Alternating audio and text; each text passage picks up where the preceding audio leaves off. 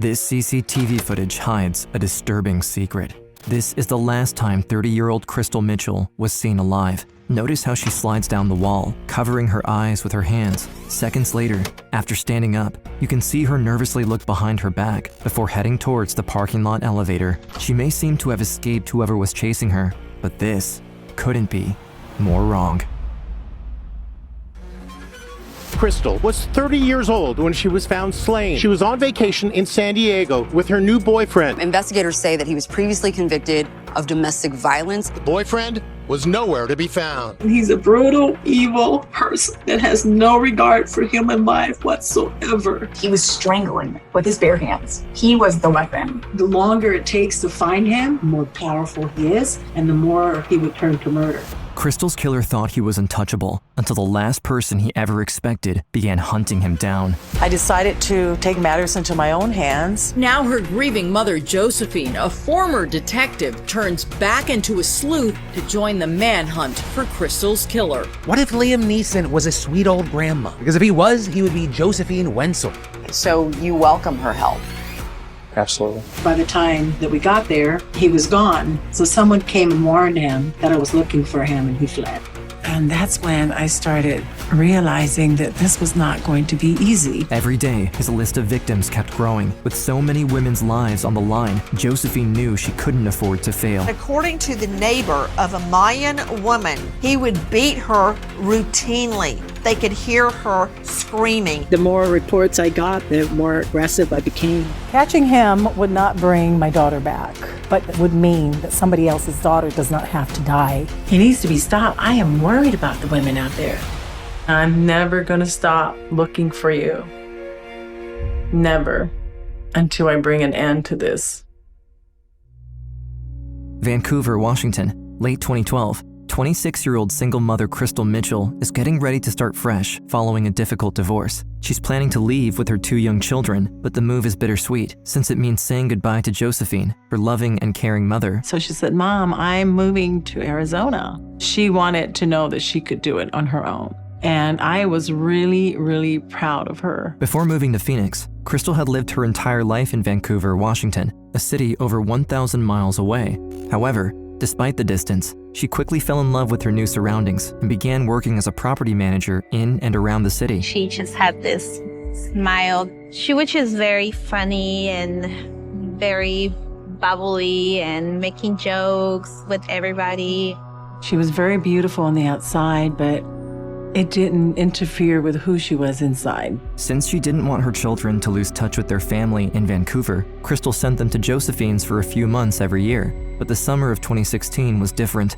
After the kids' plane landed, Krystal called her mother to tell her she'd be leaving for a last-minute weekend getaway to San Diego with her new boyfriend. Unbeknownst to Josephine, this would be her daughter's last phone call.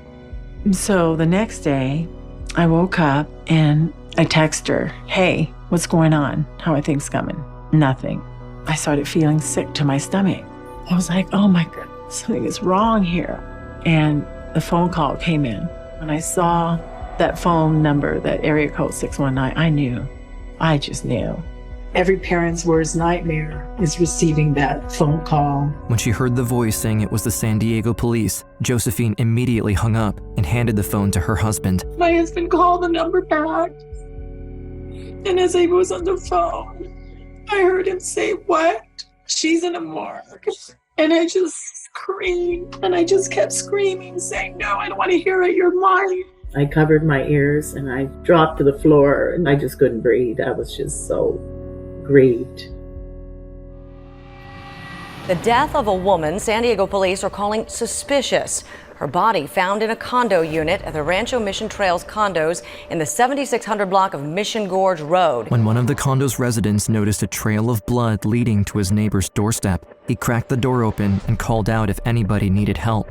After stepping inside, he made a grim discovery. On June 10th, 2016, a resident from the 7600 block of Mission Gorge Boulevard called the San Diego Police Department reporting the death of a female. We were able to identify the woman as 30-year-old Krystal Mitchell.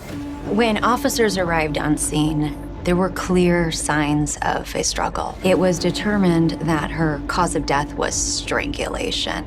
So vicious that the strangulation resulted in fractures to her neck. With no witnesses or suspects, the police scoured the apartment complex for anything suspicious. Investigators still here. There were multiple evidence placards that were scattered throughout the garage, and the biggest question they have right now is who killed that woman. But their first real clue didn't come from something they'd found. On the contrary, it was what was missing that put the detectives on the right track. They realized pretty soon in the investigation that her vehicle was missing, which eventually led us to the San Diego International Airport. Krystal's car was found abandoned in the parking lot there. But that was not the only piece of the puzzle missing from the crime scene. Krystal, a mother of two, was 30 years old when she was found slain. She was on vacation in San Diego with her new boyfriend, a bodybuilder and former Marine named Raymond McLeod. The boyfriend was nowhere to be found. While the mystery thickened in San Diego, Josephine and her family had to deal with the emotional turmoil caused by Krystal's death. On one hand, she had to remain strong and avoid further traumatizing her grandchildren, but on the other, she also had to deal with the insurmountable grief she was feeling. Before revealing the devastating truth to the kids, she made sure they'd remember the love their mother had for them. So before Krystal put the kids in the plane, she took them to Build-A-Bear and she made them special stuff and she put her voice in it. Hi, my wee baby. Mommy loves you. I just told them that your mom was strong. She wants the best for you. I keep her alive in their mind. The following week, the family attended Krystal's funeral. Amidst the tragedy, Josephine did her best to make the children understand that they would be staying with her from now on and that their mother was truly gone. And then the next day, he sat the kids down and just said, Mommy's dead. Mommy went to heaven. So I got her a white casket.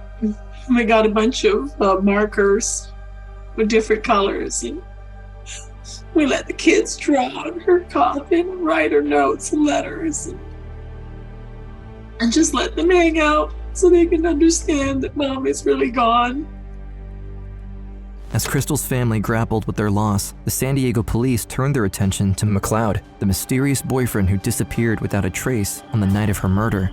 And what they uncovered completely changed the course of the investigation. As we started looking into Mr. McLeod's background, we did notice a pattern of behavior with women and violence. Investigators say that he was previously convicted of domestic violence against his first wife out of Phoenix, Arizona. He has a pending charge out of Riverside County, California, where he was accused of attempting to strangle his third wife. With all murder investigations, we keep an open mind. But during the investigation, we've ruled out, in my opinion, all possibility that anyone other than Mr. McLeod was responsible for her death. And we later learned that Mr. McLeod had rented a car and had driven away, eventually going into Mexico.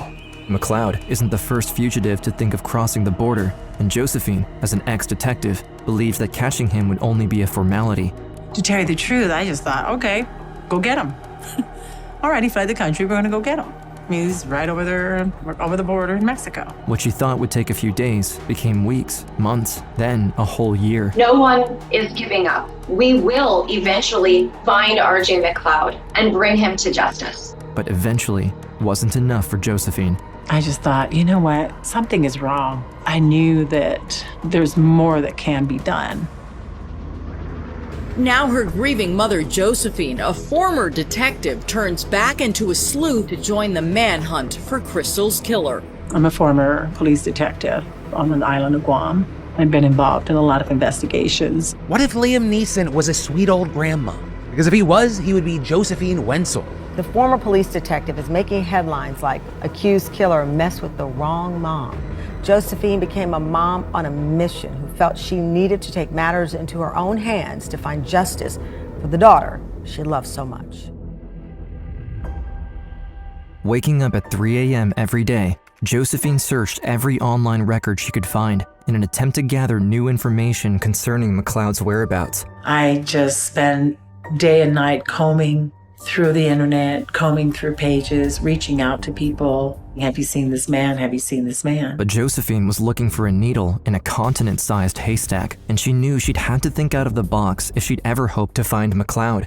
One day, while browsing some shady website, she stumbled upon a tracking technique usually only used by federal agents, a barely legal process known as geofencing. Basically what it is you put a line around a map of where you want to search. You put in keywords and any conversation had with social media would come up in that area. We do not know the details, but Josephine somehow managed to access a geofencing network and, once inside, quickly found a new lead. I came upon a blogger who wrote a whole blog about meeting a man in Guatemala. He was a former Marine. This crazy white American covered in tattoos, a cokehead, a drug addict, a drunk.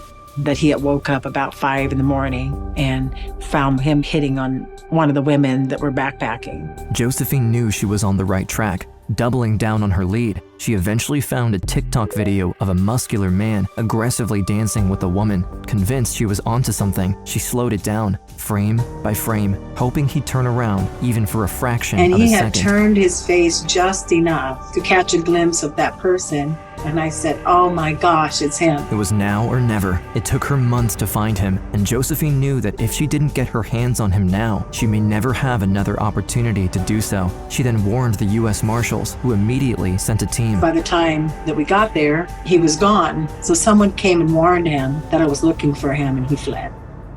Josephine was devastated by the failed capture attempt in Guatemala, but she didn't let that stop her. On the contrary, she felt compelled to not only warn the public about McLeod, but also confront the people who dared to help the killer. If you see this man, please, he's conniving, he's charming. This is how he got my daughter. Please don't trust him.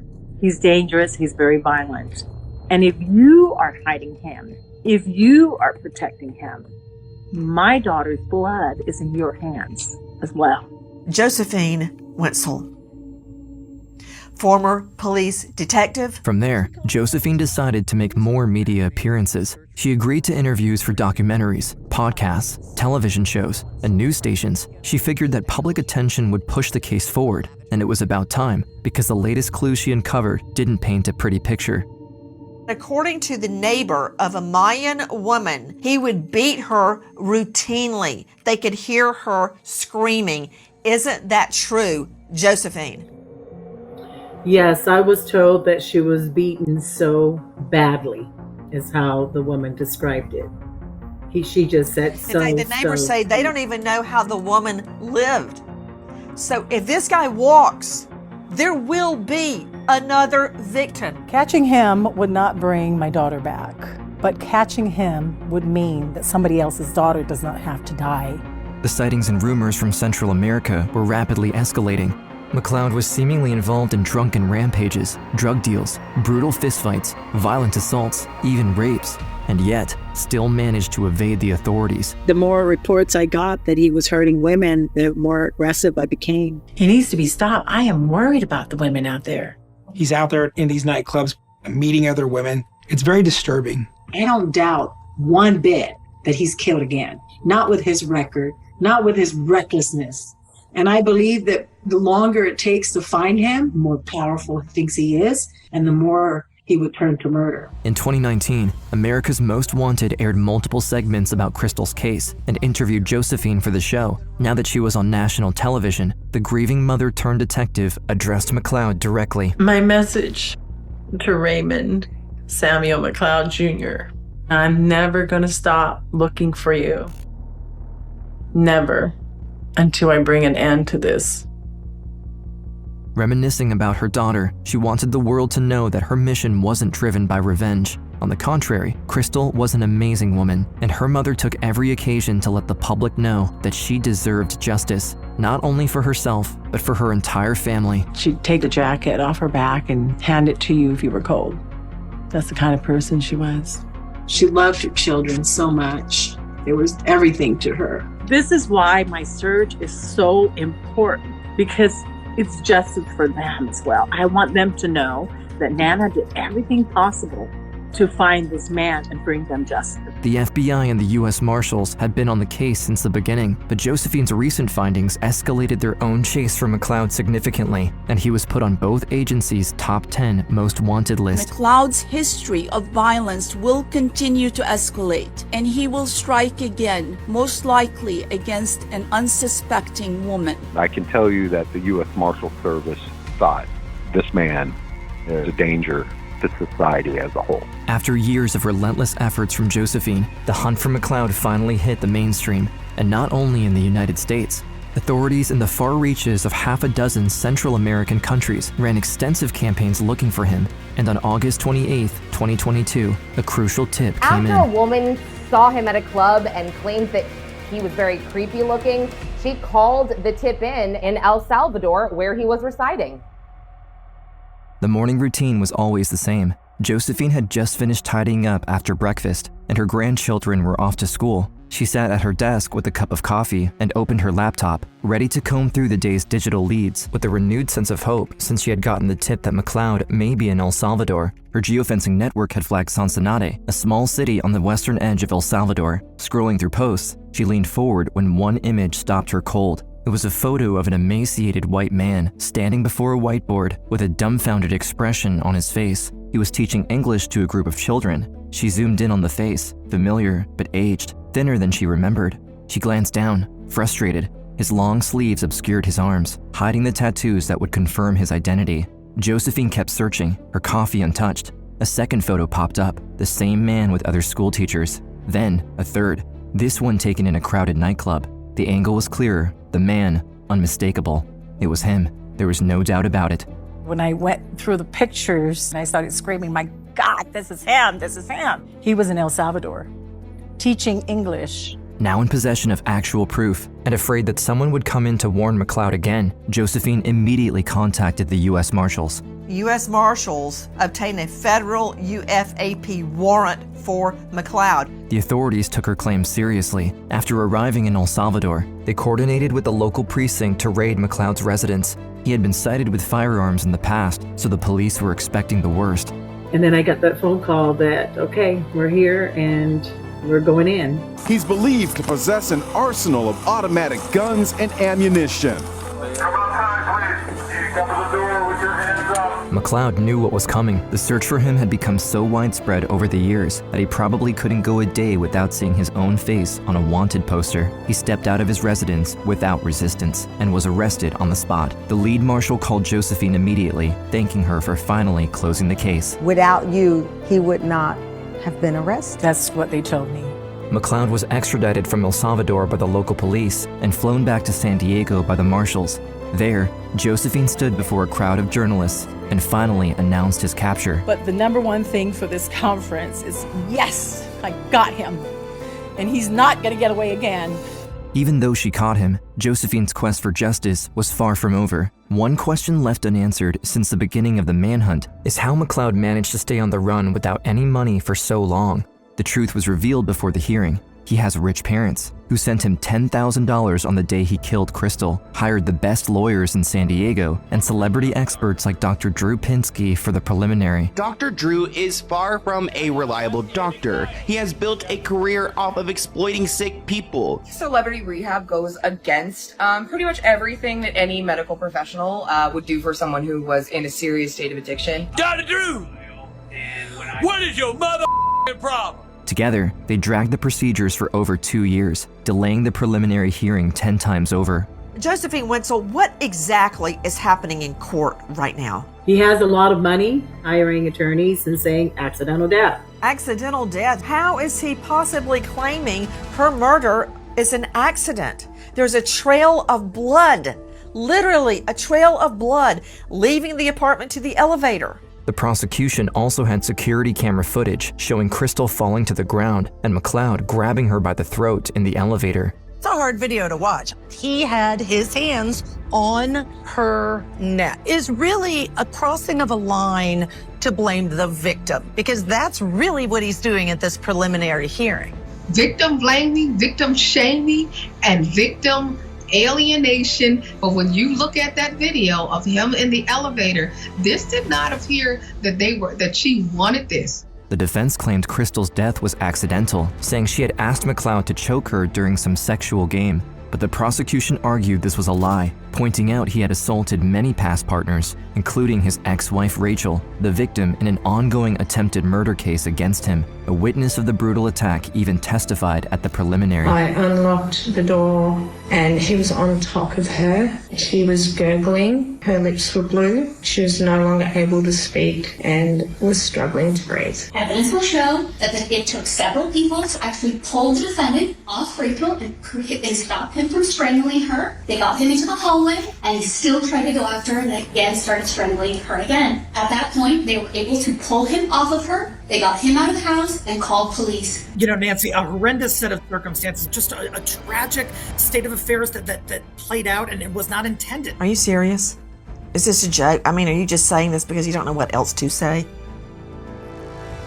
That's the claim that his defense is bringing, and I'm just sort of trying to articulate that for your viewers.